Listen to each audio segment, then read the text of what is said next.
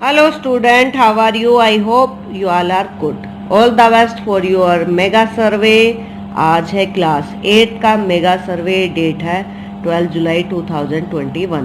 Question first आपको screen पे दिखाई दे रहा होगा। ध्वनि कविता में कवि के जीवन में अभी अभी क्या आया है? तो कवि के जीवन में आया है मृदुल बसंत, प्रसन्नता, दुख, निराशा, मृदुल बसंत। ऑप्शन नंबर 4 आपका सही जवाब होगा। चलिए नेक्स्ट है क्वेश्चन नंबर 2। हरे हरे पात में हरे हरे शब्द क्या है? जब एक ही शब्द को दो बार दोहराया जाता है तो उसे पुनरुक्त कहा जाता है। तो संज्ञा, पुनरुक्त, क्रिया और सर्वनाम। तो ऑप्शन नंबर 2 का होगा सही जवाब। चलिए नेक्स्ट है लाख की चूड़िया पाठ में मनियार का नाम क्या था? तो आप देख सकते हैं बदलू, रामू, काकू, गोलू। तो उसका नाम था बदलू। चलिए बदलू कैसी चूड़ी बनाता था? वही क्वेश्चन रिपीट हो गया है। सोने की, चांदी की, कांच की या लाख की? तो वो लाख की चूड़ियां बनाता था। ऊपर जो मनियार था वही बदलू है। सुंदर शब्द में भाववाचक संख्या क्या है? सौंदर्य, सुंदरता, सुंदरी, इनमें से कोई नहीं। तो सुंदर, सुंदरता है भाववाचक संख्या।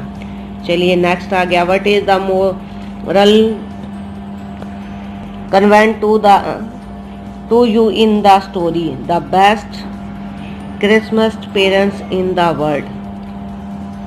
तो आपके सामने है option number 2 is the right option. War and fight always bring sadness and humiliation। चलिए नेक्स्ट क्वेश्चन है question number 7।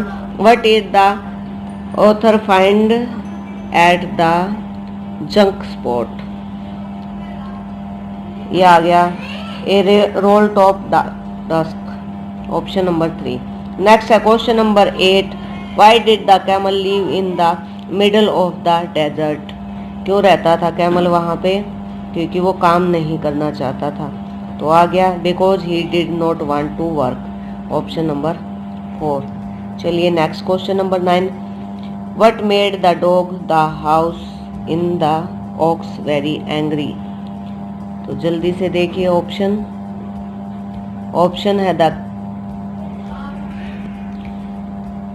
The camel did not work so that had to work double time. Option number 3 ये आपकी screen पर अब दिख रहा होगा। I hope ये क्लियर है आपको। नेक्स्ट क्वेश्चन है question number 10। Choose the correct form of verb to complete the sentence. आपको सेंटेंस दिखाई दे रहा है, आएगा इसमें हैड प्रिपेयर्ड। 10th का हमारा ऑप्शन है हैड प्रिपेयर्ड। चलिए नेक्स्ट क्वेश्चन देखते हैं क्वेश्चन नंबर 11। नीचे लिखे विकल्पों में से कौन सा विकल्प गलत है? तो आपको स्टेटमेंट रीड करनी है। जल्दी से आप देखिए कौन सी स्टेटमेंट आपकी रॉन्ग है। 4th आपका रॉन्ग है क्योंकि जो आपकी एडिटिव आइडेंटिटी है वो है 0, मल्टीपल आइडेंटिटी आपकी है वो है 1 है। तो ये स्टेटमेंट रॉन्ग है। नीचे विकल्पों में कुछ परिमेय संख्या लिखी हुई है। कौन सी परिमेय संख्या 1 से 3 के बीच की है? तो देखिए 3 3 जा 9 होता है ना, तो ये 3 से ग्रेटर देन है 11/3। ऑप्शन आप ऐसे पहचान सकते हो। सेकंडों में ज़्यादा डीपली जाने की जरूरत नहीं है।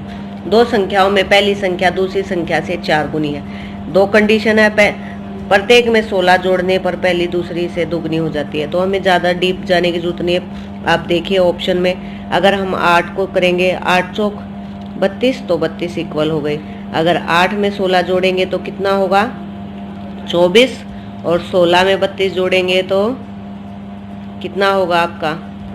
48 होगा। तो 24 का जो डबल होता है 48 होता है 48। यही देखिए ऊपर कंडीशन है हमारी। बाकी किसी में भी ये हो जाएगा 20, लेकिन इसमें 16 अगर हम ऐड करेंगे तो क्या आएगा? ये आएगा आपका 21 और ये आएगा आपका 36। तो डबल नहीं हुआ। ऐसे आप इनको चेक कर सकते हैं। Option number 1 is the right option of this question. Next question number 14।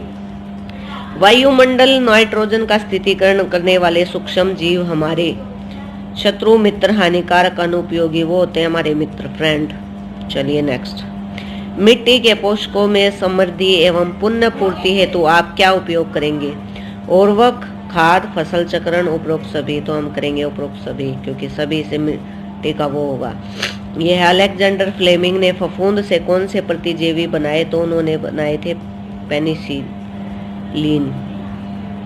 ठीक है।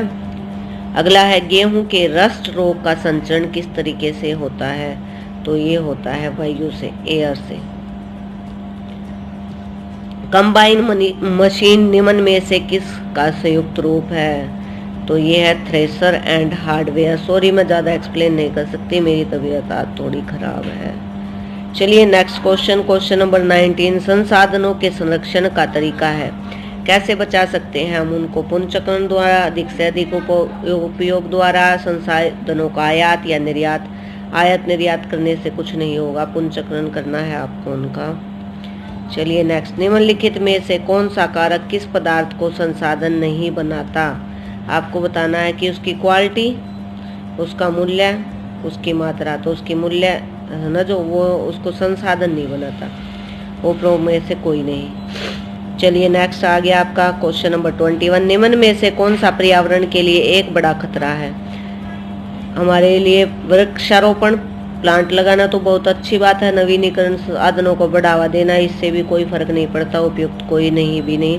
लेकिन मरुस्थलीकरण, जिसमें कि चारों तरफ डेजर्ट्स फैल जाएगा, रेत ही रेत होगा, पेड़ कम हो जाएंगे, ये हमारे लिए बहुत ही बड़ा खतरा है। चलिए नेक्स्ट, महासागरों का जल मानवीय उपयोग के लिए क्यों उपयुक्त नहीं है?